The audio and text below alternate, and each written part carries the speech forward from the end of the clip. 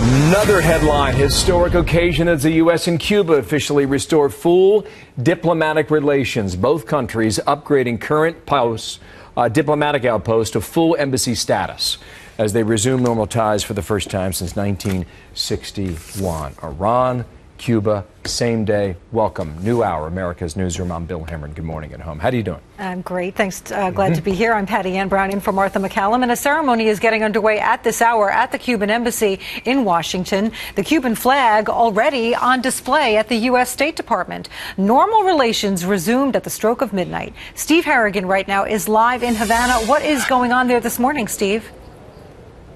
Patty Ann, a crowd building here of Cubans outside the new U.S. Embassy in Cuba. It was shut down in 1961 by President Dwight Eisenhower. 1 minute after midnight, opened officially for business again. There were lines of Cubans out in front of this new embassy starting at 5 o'clock in the morning. Those Cubans hoping to get visas for the U.S.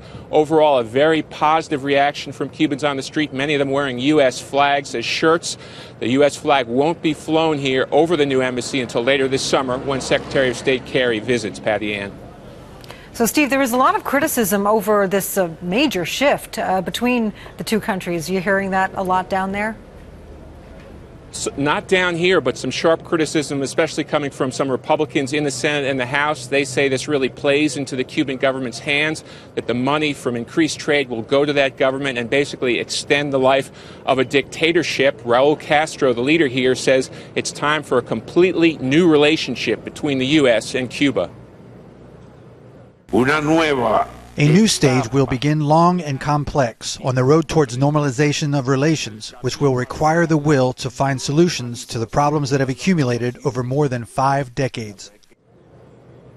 Castro says he wants the base at Guantanamo Bay returned to Cuba. He also wants the economic embargo ended. So obviously, despite these openings of the two new embassies, some more negotiations ahead between the two countries. Patty Ann, back to you. All right, Steve Harrigan live in Havana. Thank you.